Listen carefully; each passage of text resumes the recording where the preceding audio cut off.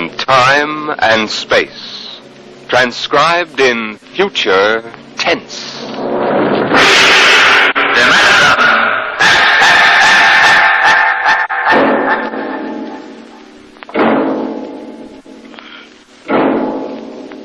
The National Broadcasting Company, in cooperation with Street and Smith, publishers of astounding science fiction, bring you Dimension X. In these times, even a child knows the meaning of atomic fission, jet propulsion, and electronic transmission.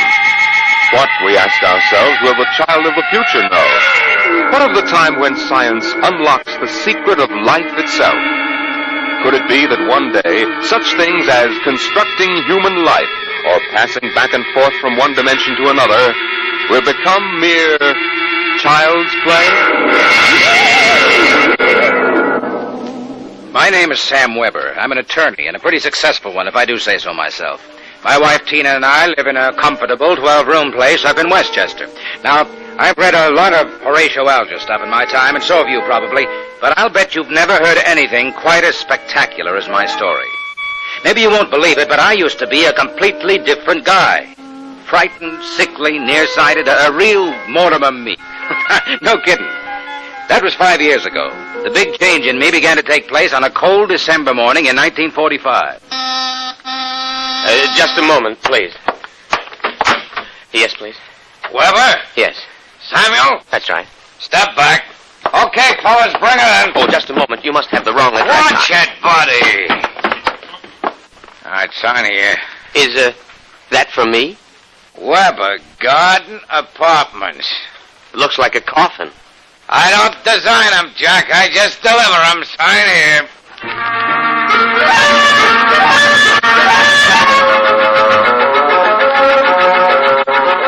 After much straining, I wasn't in very good physical shape those days, I managed to push the box under my single light bulb.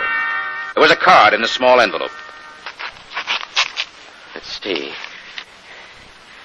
To Sam from your classmates at the Interdimensional and Cosmic Institute. Merry Christmas. 2145 A.D. Holy jumping catfish. Hey, mister, there must be some mistake. Hey! Holy jumping catfish.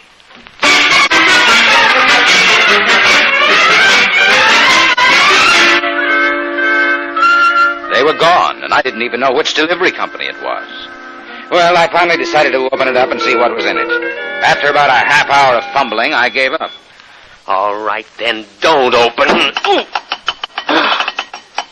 No sooner had I said the word open than it came apart like the skin off a banana. There inside was something resembling a kid's chemical set. Vials, jars, tubes, wires. You never saw so much scientific-looking junk in your life. And on top of it all was a book of instructions. Build a Man set number 3. This set is intended solely for uses of children between the ages of 11 and 13. The equipment will enable to build and assemble complete adult humans in perfect working order. A disassemblator is provided so the set may be used over again. Refills and additional parts may be acquired from the Build-A-Man Company, 928 Diagonal Level, Blunt City, Ohio. Remember, only with Build-A-Man can you build a man.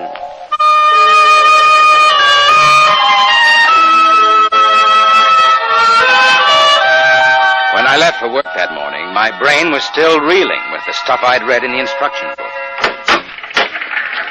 Someone says an Ojack, attorneys at law. Just a moment, I will connect you with Mr. Ojack.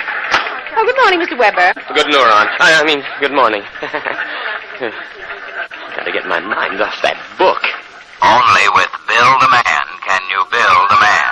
Chapter 1, Making Simple Living Things. Chapter 2, Duplicating Babies and Other Small Humans. Oh, no. I've got to get a grip on myself.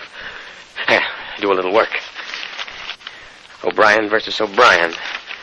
Martin versus the city of New York. Oh, it must have been a dream. Probably go home tonight and find the place empty. Well, if it isn't the poor man's Clarence Darrow. Oh, hello, Lou. I come as a bearer of sad tidings. Well, you don't look very sad. The boss wants to see you, laughing boy. What about? How should I know? Oh, and by the way, you'll be very happy to know that I've just been promoted. I'm handling all the criminal stuff from now on. Congratulations. You know what this means for Tina and me, don't you, Junior? Oh, well, cheer up. Tina's not for you anyway. Some got it, some don't. I got it, you don't. So long, laughing boy.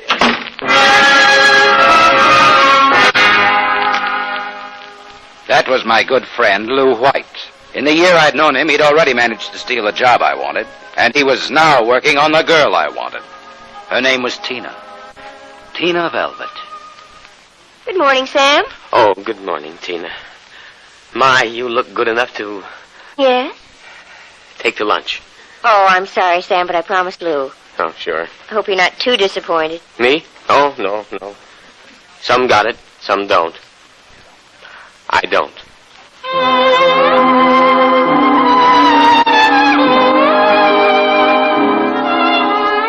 And that was Tina. I tried to steady my blood pressure as I walked into the boss's office. You sent for me, Mr. Ojak? Oh, yes. Sit down, Weber. Sit down. Oh, thank you, Mr. Ojak. Weber, I've been reviewing the work of my staff counselors for the past 6 months. I want to know only one thing. Yes, sir? What happened? I don't understand. You haven't had a single new client in 6 months. But no one has come in, Mr. Ojak. My boy, in this business, you've got to be aggressive. You've got to go out and create new clients. You've got to show some zip. Yes, sir. Do you have any zip? Oh, yes, Mr. Ojak. Oh, I've got zip, all right.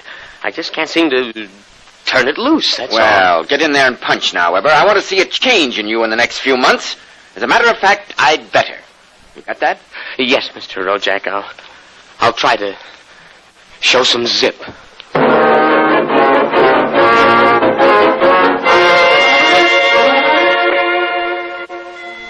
I left the office early and went home. Sure enough, there it was, my Build-A-Man set, gleaming a little obscenely in the corner.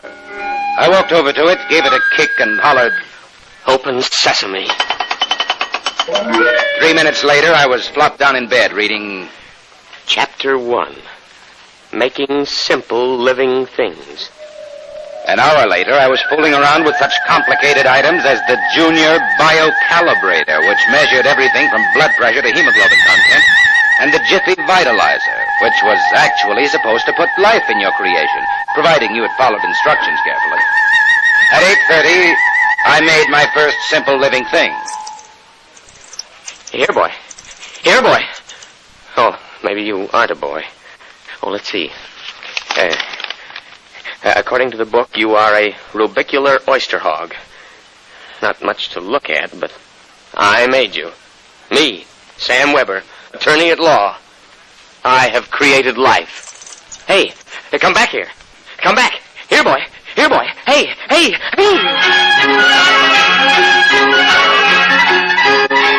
It was no use. My rubicular oyster hog, which was a cross between a field mouse and an oyster, had run out under the door and into the world. I was about to take off after it when there was a knock on my door. It was Mrs. LaPanty, my landlady.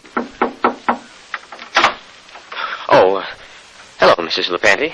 I heard a noise. Oh, just rehearsing a speech I have to make in court. You were squeaking. The bad throat. Oh.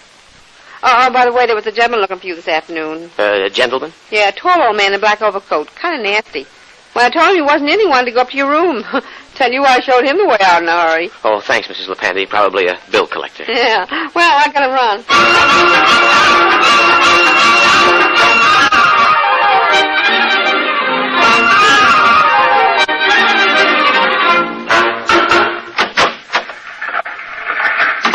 Oh, good morning, Sam. Here's that memo on Rosenthal versus Rosenthal and also a letter for... What's the matter? You look tired. Well, I had a bad night. Your lumbago again? Yes. Oh, say, by the way, your client was here again this morning. The client? Mm-hmm. Yeah. Oh, it must be the same fella that called at my house the other day. Yeah. Well, what did you tell him? Oh, I said you'd be in later. Oh, thanks. Will that be all, Sam? Yes. Oh, no. Are you doing anything New Year's Eve? Oh, Sam, you haven't even noticed. Notice what? Well, the ring, silly. Third finger, left hand. What? Oh, Lou gave it to me. Isn't it simply gigantic? but you're not We're going to be married as soon as Lou finishes his next case. Lou is so sharp and businesslike. So is a guillotine. Sam, after Lou gave me the ring last night, I began thinking how I used to hope that it would be you. But, well, then I realized you'd never have the money, and, well, a girl has to think of things like a good steady income and a husband with... Zip. Yes, with a zip. Well, Lou has plenty of zip. I'm sure you'll be very happy zipping around with each other. Oh, Sam! Well, Sam, Hey, what's going on in here? Honey, is that little baboon giving you any trouble? If he has, I'll take him apart like an egg crate. No, take it easy, Strongheart. Tina just told me the good news about your engagement. She's crying with happiness. Is that right, honey? Well, then no hard feelings, Sam. Just that the best man got the girl, you understand. Oh, say, by the way, we're having a little celebration at Segali's tonight. Drop in and we'll live it up a little, huh?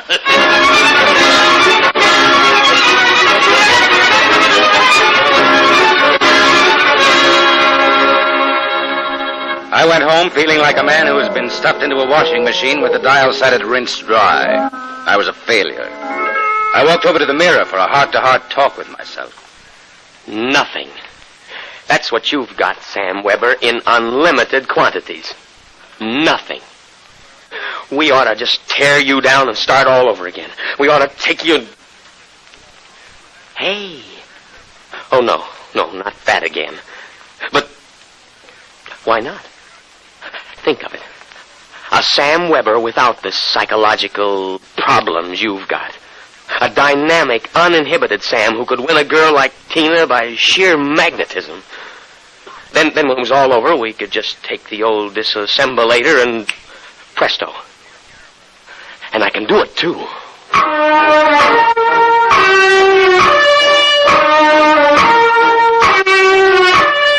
Chromosome content. Check. Cerebral content. Maybe a little more id and a little less superego. Limbs, eyes, hair, general endocrine reaction. Well, here goes. It's moving. Holy mackerel, it's alive. It's getting up. Say, I feel great. Oh, now, take it easy. Do you know who you are? Of course I do. I have all the thoughts you ever had up until the point I was vitalized. My brain is an exact duplicate of yours, except that I'm not all blocked up psychologically. It said in the instruction manual you'd be uninhibited. Say, this is all right. Oh, by the way, since we both have the same name, it'll simplify things. If I call you Weber, I'll be Sam. Oh, now look here. I'll make the decision. How would you like a good punch in the nose? Oh, is that any way to talk to your own parent? I did create you, you know. Well, don't think I don't appreciate it, Weber, old man, but let's get one thing straight. I live my life and you live yours. You got that? Who pays the rent? You do, for a while anyway. I haven't decided whether or not I want to stay in the law business. The law business? I may want to spread out a little. Tina's the kind of girl to whom money is very important. Tina? Well, what did you expect? I have enough of your likes and dislikes to want her just as badly as you do. The only difference being that I can get her. No, we're not quite the same, you and I. I've got zip. Don't use that word. Now, how about some dinner? You know, I'm starved.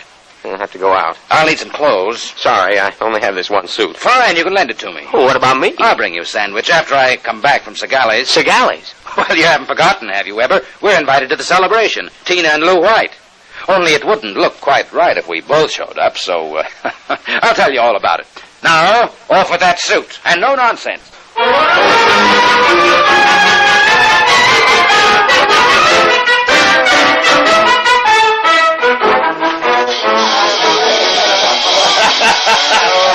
Well, this is living it up, folks. Yahoo! Have another drink, Mr. Ojack. Thank you, Lou. Well, is everybody happy? Hey, honey, are you having yourself a little old time? Oh, yes, Lou. Fine. Yeah, but but you seem to be preoccupied. I was just wondering if Sam is coming. Sam? Oh, no. Did you hear that, Mr. Rojak? She's worrying about Sam. Why, that little runt probably got frightened by a noisemaker. Well, the happy couple. Sam! Good evening, cats. Everybody's lit up like a Christmas tree. Well, I'll be... Say, Sam, are you in the bag? Never touch the stuff, Luma boy. Never touch it. Boy Scout training. Oh, Sam, I was afraid you weren't coming. Miss a chance to be with you, beautiful. Never.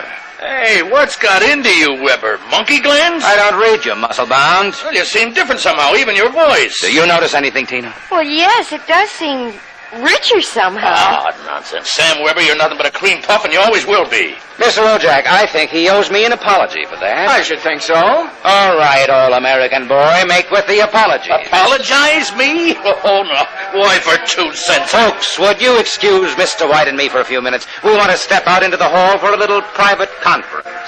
Coming, Mr. White? I'll be right back, honey. Don't worry about a thing.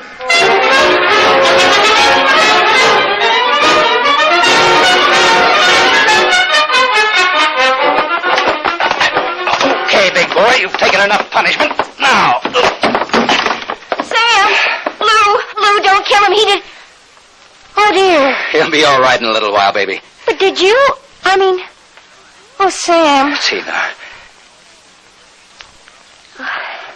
We really shouldn't kiss like this. It's what you've always wanted, isn't it? Well, isn't it?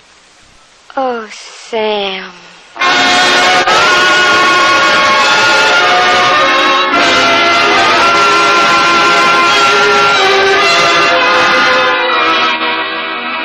By this time, he's probably kissing her.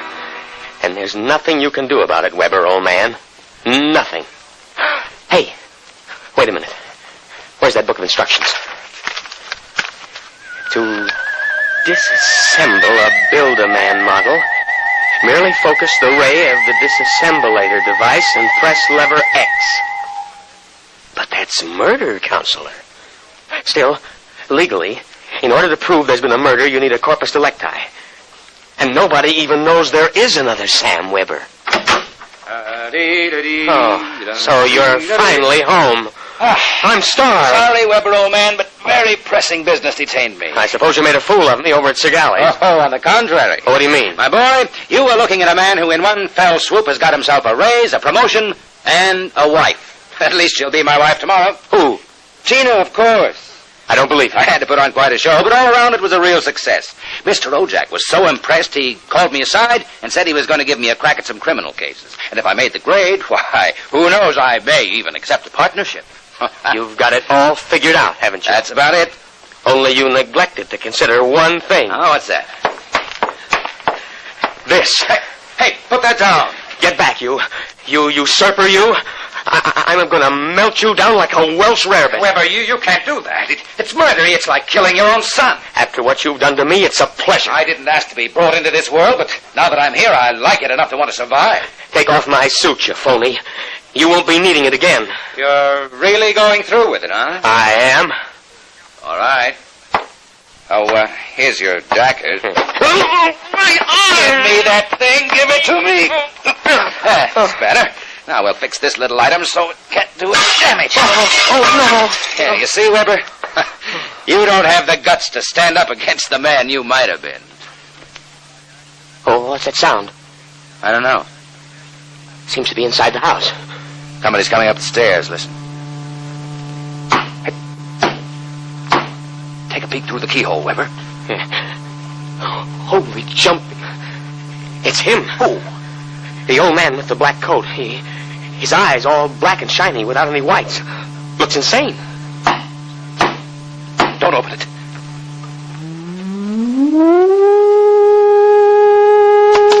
He's burning it. He's burning a hole right through the door.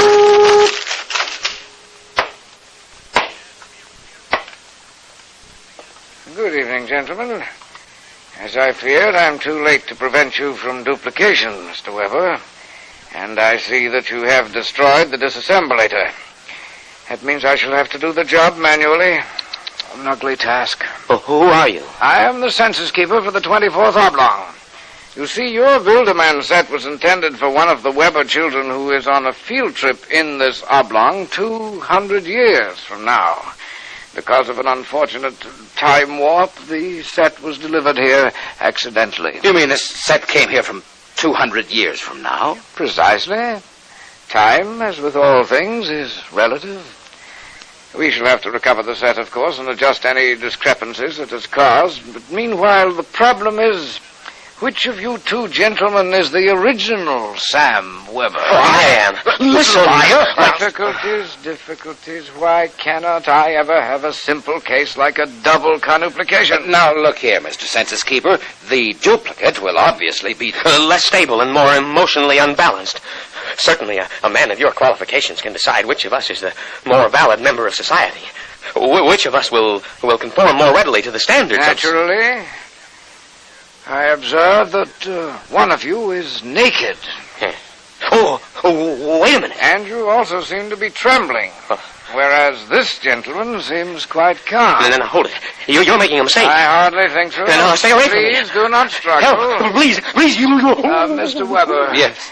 It would be better if you didn't watch. Of course.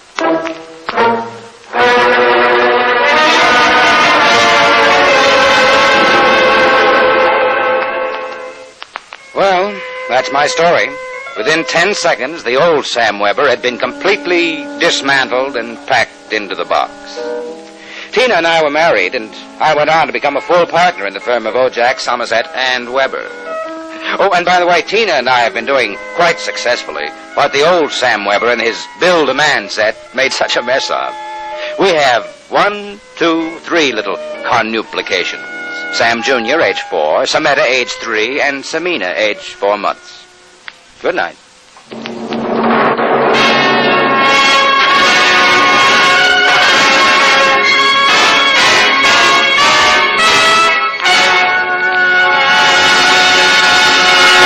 You have just heard another adventure into the unknown world of the future. The world of...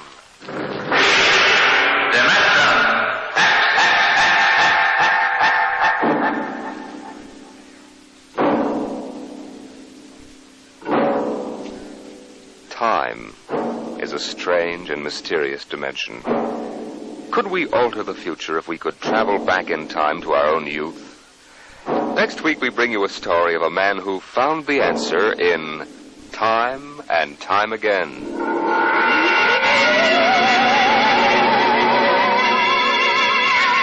Dimension X is presented transcribed each week by the National Broadcasting Company in cooperation with Street and Smith, publishers of the magazine Astounding Science Fiction.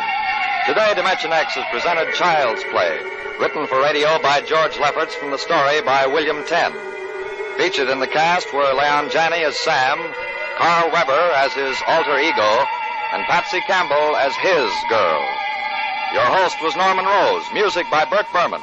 Dimension X is produced by William Welch and directed by Fred Way.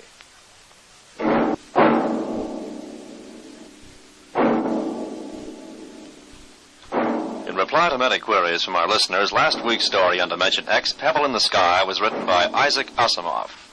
This is NBC, the National Broadcasting Company.